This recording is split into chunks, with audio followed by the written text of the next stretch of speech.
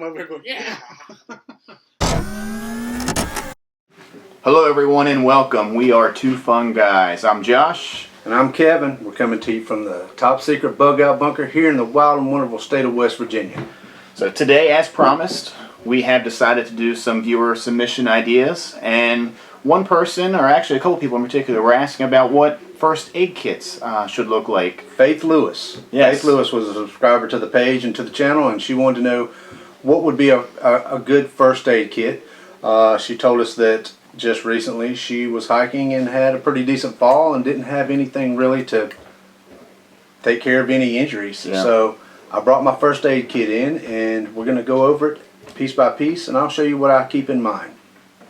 Alright, I'm fixing to get my first aid kit for you.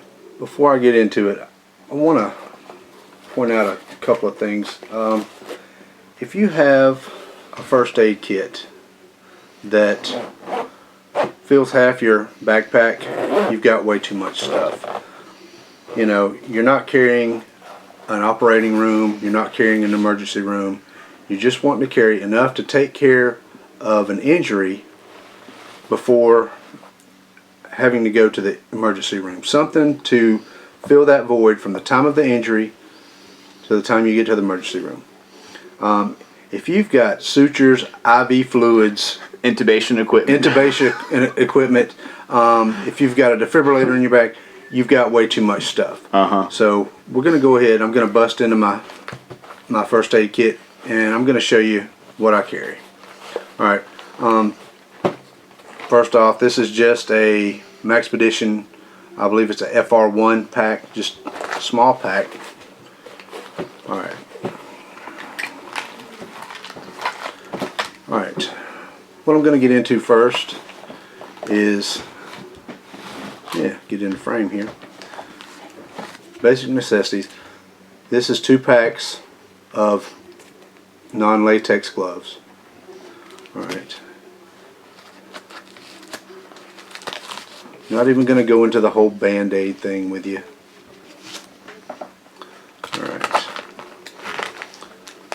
What I do have here is just a couple of wet wipes. Just to clean the area, to wipe it off, get the dirt and mud away so I can, see the injury or whatever it is that I'm trying to work on.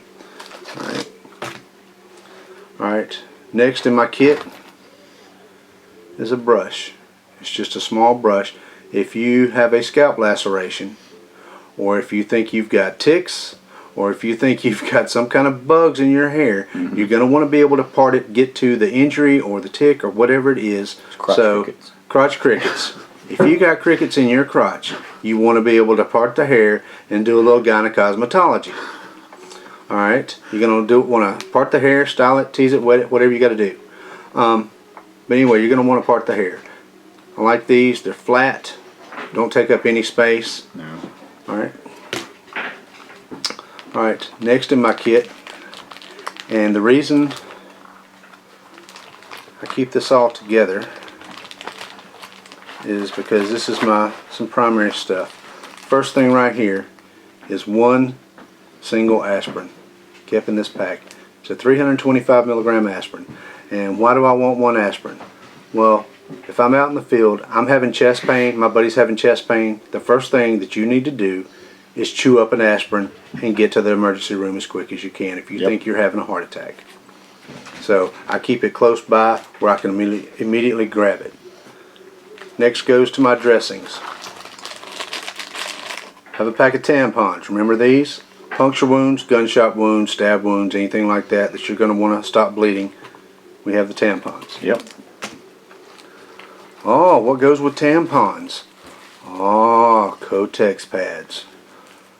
If you want a good pressure dressing, They'll work very well. yeah, or an absorbent dressing, if you're having a light day, I have the small pad. If you're having a heavy day wound, I have the large pad. Next is a bandana. Alright, this is one of the most versatile pieces of equipment that you could ever put into any type of first aid kit or backpack. I'm going to do a totally separate video on the uses of the bandanas. But for right now, this is going to be either a pressure dressing or A tourniquet? a tourniquet or a wrap. Yep. a bandage. All right. Next, I have some tweezers. I don't know how well you can see those. Little pinpoint tweezers. If I need to pull anything, pull a splinter out, pull anything out of a wound, I've got a tweezer. If I need to remove a tick, well, that's not going to be my first method. But anyway, I have the tweezers for that. Next, small bottle of bleach.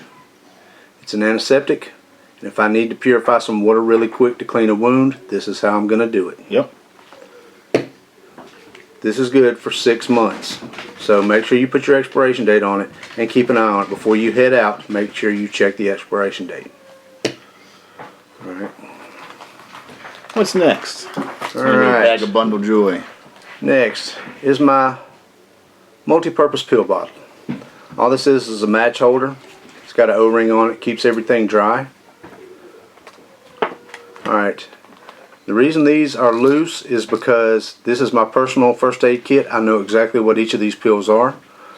The blue ones are Aleve, the pink ones are Benadryl, the large white ones are Tylenol. The small tiny white ones in there are Zyrtec. So if you have allergies in the woods, just make sure you carry some of those with you. Alright, I'll clean those up in a little while. I'm not going to burn up time in the video just to pick up a couple of pills. Next, duct tape. If I need to dress a wound, if I need to cover a laceration, if I need to make butterfly bandages, I can do it all out of duct tape. I don't need separate butterfly bandages. I don't need silk tape. I don't need Medipore tape or anything like that. Duct tape. All I'm going to do is cover this wound till I can get to medical treatment.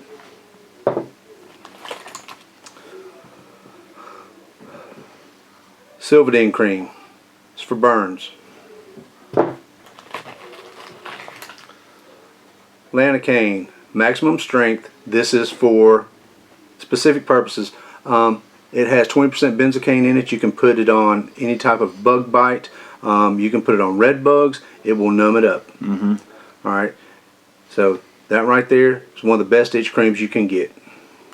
Of course, have some medical scissors. I have a scalpel, which I hope I never have to use, but that's just to, if I have to cut anything away, that's what I want to use. I'm not going to use my pocket knife for that one. This right here is a Marlboro. And the reason I keep a cigarette in there is if I'm going to shoot somebody, I want to give them the last cigarette. No, just kidding. If you wind up having some type of worm infestation, nematode infestation, ascaris, whatever it is, and you can't get back to immediate medical treatment, if you will take 1/4 of just the white part, 1/4 of that cigarette per day, and eat it, it will actually paralyze the worms until you can get back to medical treatment. So that right there is 4 days treatment for worms. I keep a torch. The reason I keep a torch in there is if I have a bleed that I cannot get to stop, I will pull out my pocket knife, heat it up with my torch, and cauterize it if I have to. That's only in a life or death situation. Alright, I have 6 foot of paracord. That is to make a sling or a tourniquet. I have a pair of hemostats. The reason they're called hemostats is because the name potholder was already taken. Alright. I have some Quick Clot. Looks better this way. Alright. This is kind of expensive. It can be anywhere from $15 to $25 a pack. If you can't afford it, you can always put packs of pure granulated white sugar in your pack. That will actually help clotting. It's not as good as Quick Clot, but it will help. Pour it in the wound, slap a dressing over it, wrap a bandage around it. Next, moleskin. Any hiker knows if you get rub a blister, you're gonna need some moleskin. Instacloths. It's those little cloths that you can put on, put a couple drops of water on it, turns into a big cloth. Well, guess what? It works the same with blood. You slap one of those over a bleeding wound, put a bandage or put a dressing over it and a bandage around it, it makes its own pressure dressing. Just some mosquito stuff to keep the skeeters off of you. Glucose gel. If you're ever, there we go, glucose gel. If you're ever out in the woods, you're with somebody diabetic, we can go ahead and take care of that. If you're out there and all you have is meat and jerky to eat and you don't have any carbs or starches, you're going to need some sugars, or you start getting a headache, get nauseated, you're not going to be worth the crap trying to get out of the woods. Always keep a tube of that with you. Moving right along. Gold Bond powder. My buddy Andrew Shiley turned me on to Gold Bond powder. If you've ever had swamp crotch, put some Gold Bond powder in it, you will love this stuff. And finally, getting into the last little back pouch. I have some Tiger Balm salve. If you're around smells, dirty creeks, slap a little bit of this under your nose, takes care of it. And of course, and I keep these separate from my other pills, are anti-diarrheals. If you get out in the bush and you're dehydrated and you're weak and you start having diarrhea, this is only going to make it 10 times worse. You need to be able to stop the diarrhea immediately and head on out of the woods. Alright, that's pretty much covered all of my pack. So I hope this helps you out. Hope this gives you some ideas of your own. Alright, stick with us. We'll go over some more stuff later. Give our what? damn it. Alright. Cut.